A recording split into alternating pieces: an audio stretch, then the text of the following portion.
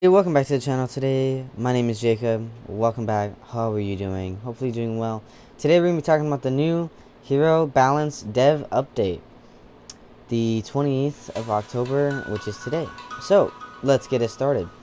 With several weeks in the books, we've been so humbled and honored that over 25 million players have answered the call to Overwatch 2. With the live service now more stable, we'd like to take some time and focus on what we have planned for Hero Balance in an upcoming update.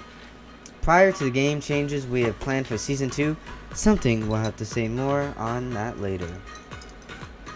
While we talk our plans for Season 2 in our previous deck vlog, there are some Hero Balance adjustments we'd like to make sooner.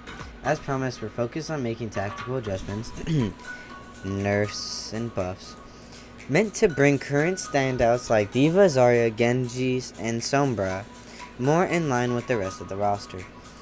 So, let's go ahead and, these are the, little mid-updates. So, yeah, here we go. Okay. So, starting out with Sombra. Sombra. Hack ability lockout duration reduced from 1.75 to 1.5 seconds. So, just want to let you guys know, I made a video about this earlier. This is the same thing. This is just confirmation that it's true with their notes on it, and actually there's a couple extra things too. So, Sombra is basically, if you watch my other video, you could pretty much just kind of skip this one if you want, or if you want to hear what the devs have to say, then, stick around. I appreciate it. So, hacked enemies, their duration is from 1.75 to 1.5. Hacked enemies are no longer valid targets for hacking for the duration of the effects. And hacked damage multiply reduced from 40% to 25%. So, just to make this simple for everybody, when you hack a character, it's going to be a shorter hack span now. So they won't be as hacked for as long. So now that it's a shorter time that they're hacked, for that 1.5 seconds, if a target is hacked, they cannot be hacked again until they are cleansed from the effect, whether it be from time running out or Kiriko. And lastly, she did 40% damage to enemies with hacks now, or hack symbols. Now, if you hack an enemy as Sombra, you will only do 25% more. So it makes it easier on supports and stuff like that. Dev comment. With Sombra's rework, she gained a lot more damage to help account for the reduced ability lockout duration of the hack. This has proven to be a bit too deadly for a flanker with easy access to the enemy backlines, and we similarly had to address the damage output of heroes like Tracer, Reaper, and now Genji in the 5v5 format. She can also no longer channel hack on an already hacked target, as feedback indicated. I apologize, I had to yawn.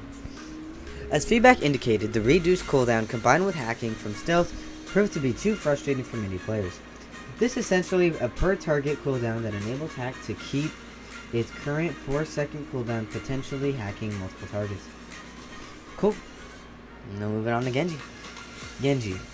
Maximum ammo reduced from 30 to 24. That's very simple. He doesn't have 30 shurikens, now he has 24. Shuriken damage reduced from 29 to 27. So each time he hits a shuriken, base damage is going to be 27 now. Okay. Let's move on. Oh, sorry. I've received a text message.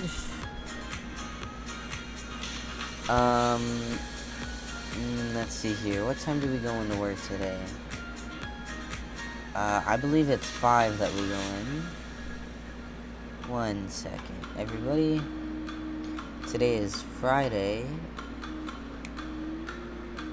We go in at 5, so we leave at 4.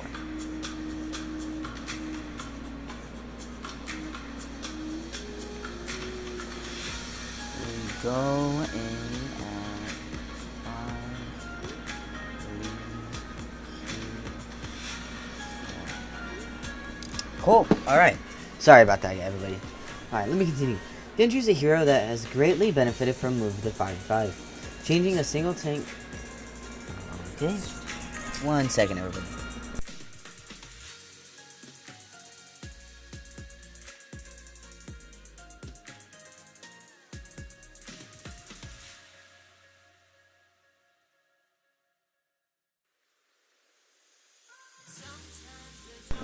Sorry, I just have a lot of things going on. You know, I got work people texting me and what time we going in, da da da. So, alright, let me continue. So, changing to a single tank and the reduction of crowd control has meant Genji has less obstacles in his way. However, he hasn't received tuning updates since he wasn't actively in the meta until the launch. Something also informed by a general preference to avoid preemptive adjustments when possible. We also saw that in early beta tests, other flanking heroes such as Tracer Reaper were also significantly I'm sorry, I cannot speak today. Are more effective in Overwatch 2. These changes will bring Genji more in line with other flanking damage heroes.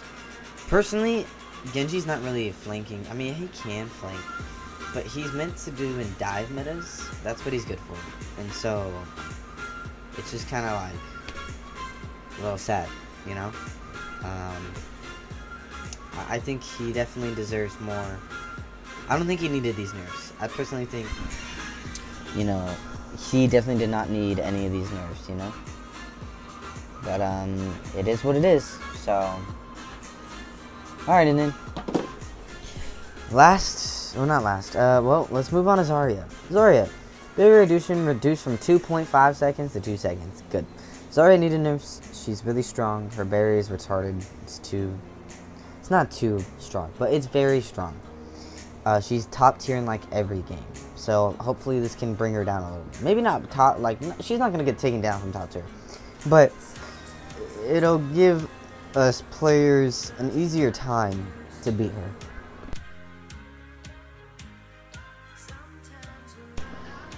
Her barrier cooldown was increased from 10 to 11 seconds.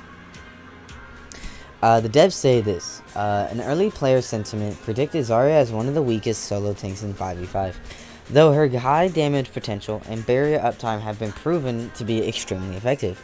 For opponents, feedback has been indicated this as we can feel Zarya has very limited windows of vulnerability, which feels difficult to deal with when combined with her rampaging damage potential.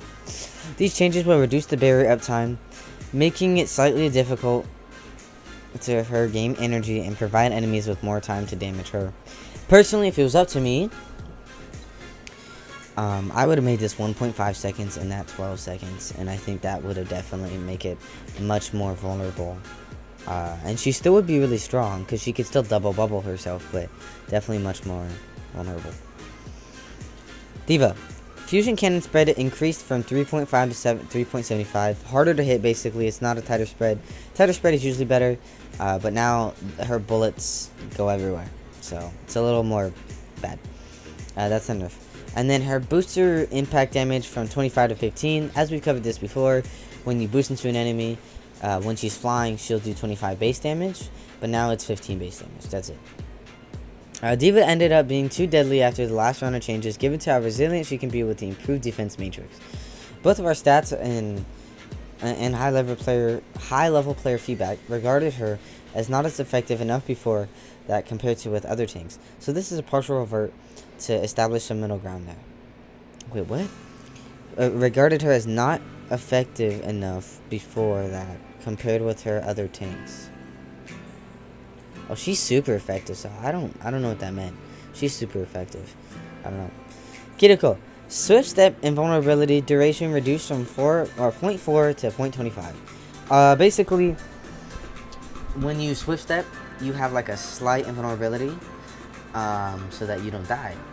But I guess so. What they say here is this invulnerability window is primarily intended to help avoid instantly dying to something unseen after teleporting through walls, but it's ended up being a little too long and led to some confusion when shooting at Kiriko.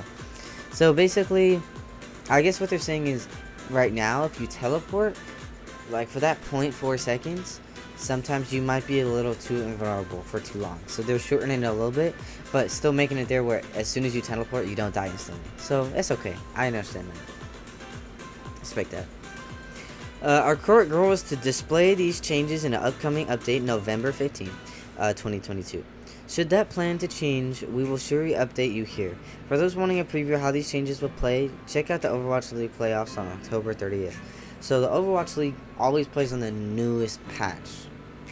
So sometimes they're playing on the patch that we don't even have. So this 30th, I will be watching and I will be, you know, getting all those skins. Like I said, you know, if you watch my other video, if you watch it starting the 30th, you will get those skins. So be sure. That's 2 days from now. Get those skins. Sorry. I be yarning now. Lead hero designer Alec Dawson will be hosting a Twitter space later today at 11 a.m. PDT on the Overwatch. So I've already missed this. I was at work this morning, so I already missed it. But if it went well, you know, let me know. That's a Twitter Q&A. So yeah, I will probably go watch it, maybe update you guys on some questions I answered. But until then, I'll catch you later. Have a good one. And as always, I'll see you next time. Bye-bye.